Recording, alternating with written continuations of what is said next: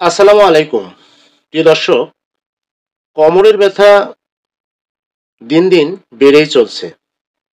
কোমরের ব্যথা মারাত্মক একটা ব্যাধিতে পরিণত হচ্ছে।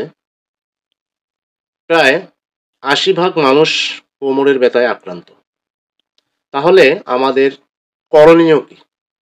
কোমরের ব্যথা থেকে আমরা কিভাবে নিস্তার পাব? তো চলুন এবার জেনে নেওয়া যাক আমরা কোমরের ব্যথা কোন উপায়ে আমরা নিস্তার পেতে পারি এবং ঘরোয়া যে আমাদের পদ্ধতিগুলো আছে সেটা আমরা কতটুক মানলে আমরা কোমরের ব্যথা থেকে বাঁচতে পারবো। কোমরের ব্যথায় সমস্যা সমাধানে কিছু আমাদের উপায় অবলম্বন করতে হবে। এক জায়গায় বেশিক্ষণ বসে থাকা যাবে না এবং দীর্ঘক্ষণ বসে থেকে সেখান থেকে উঠে একটু হাঁটাহাঁটি করতে হবে, একটু ব্যায়াম করতে হবে। পাশাপাশি এক জায়গা থেকে দীর্ঘক্ষণ বসে না থেকে সেখান থেকে দাঁড়িয়ে একটু কোমরটা ডানে বামে সামনে পেছনে হেলতে হবে এবং একটু নড়াচড়া করতে হবে। দীর্ঘ সময় এক জায়গায় বসে থাকা যাবে না।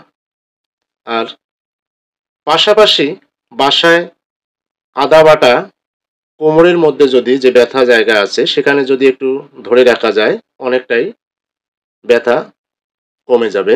কারণ আদার মধ্যে প্রচুর পরিমাণ পটাশিয়াম আছে। পাশাপাশি আপনি যদি নিয়মিত পরিমাণ মতো আদা খান তাহলে অনেকটাই কোমরের ব্যথা থেকে মুক্তি পেতে পারেন।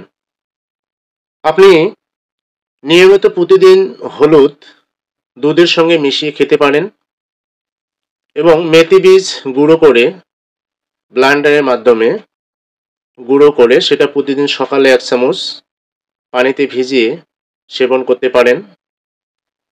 লেবুর শরবত পরিমাণ মতো আপনি গ্রহণ করতে পারেন। পাশাপাশি ওষুধ সাপ্লিমেন্ট হিসেবে চিকিৎসকের পরামর্শ অনুযায়ী আপনি ব্যবহার করতে পারেন। ক্যালসিয়াম ম্যাঙ্গানিজ জাতীয় খাদ্য গ্রহণ করতে পারেন এবং পাশাপাশি আপনি কোমরে হালকা সেক দিতে পারেন। কিছু নিয়মকানুন মেনে যদি আমরা চলতে পারি তাহলে কোমরের ব্যথা থেকে অনেকটাই রেহাই পাবো। আর একটা জিনিস সবসময় মাথায় রাখবেন, কোনো চিকিৎসকের পরামর্শ ছাড়াই কখনো ব্যথানাশক বা স্টেরয়েড জাতীয় কোনো ওষুধ সেবন করবেন না।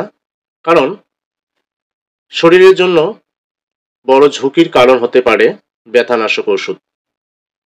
কিডনিতে বিশেষ করে এর ইফেক্টটা বেশি পড়ে।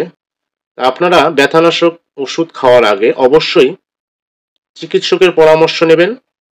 তাহলে আপনাদের শরীরের যে বড় ধরনের সমস্যা হওয়ার আগেই আপনি সেখান থেকে মুক্তি পেতে পারেন। ভালো থাকবেন সবাই, সুস্থ থাকবেন। আসসালামু আলাইকুম।